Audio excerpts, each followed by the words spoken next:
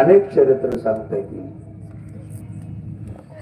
एवढा भव्य दिव्य कार्यक्रम तुम्ही 7 दिवस करताय, इतकं श्रद्धेनं तुम्ही येत असाल तर तुका म्हणे शंख चक्राचे श्रंगार, नामामृत सार मुखा माझे.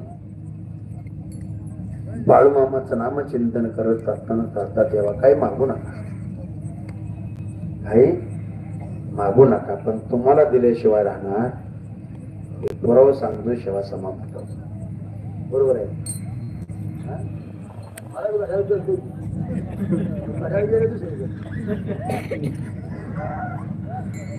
करते 2च मिनिट आहे. बोलबन कणकईत तुकोबाराच्या आई वडिलांचं नाव आहे. 7 पिढ्या परमार्थ केला. ऐकायला वाटतंय माळ घातली का मला माहिती द्यावं.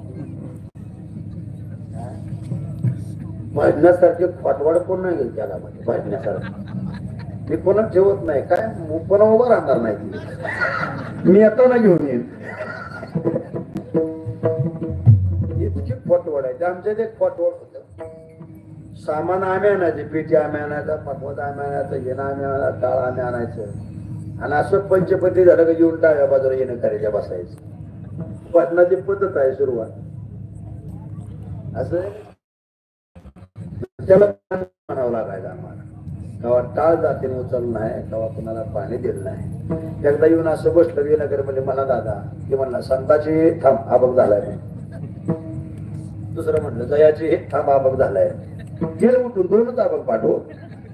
ज्याचा 2च आबक पाठ त्याचा भाजनात नाही थांब.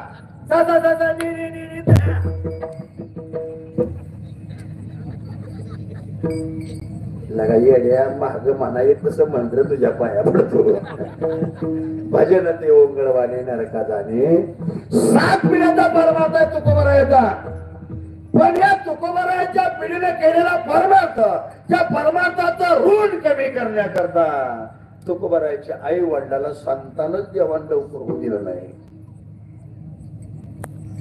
माणसाला तेवढी उणीव असली नाही दादा, जीवन जगणं शक्य नाही.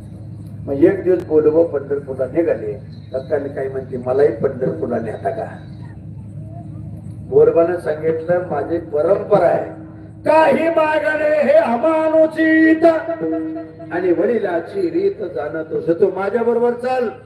पण काय मागायचं नसेल तर मागील तर तुला माझी शपथ आहे.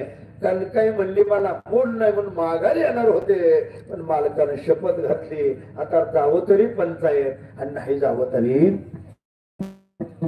पण इथे म्हणल्यामुळे हळूहळू माग गेले. पुढं बोलबा माग कणकाई. पूर्वीच्या काळात पुढं बोलबा होता आणि माग कणकाई होती. आताच्या काळात कणकाई पुढं आणि बोलबा. तुम्ही बघा तुम्ही एवढा जर गेला दर्शनाला तर बायको पुढं असते का मागायचे खऱ्यानं सांगा. मोर का असं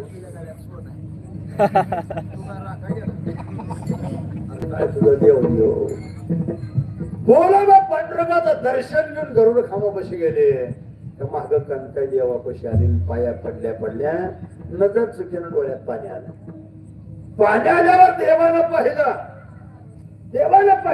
देव बोलायला लागला. देव बोलतो नाही बोलत.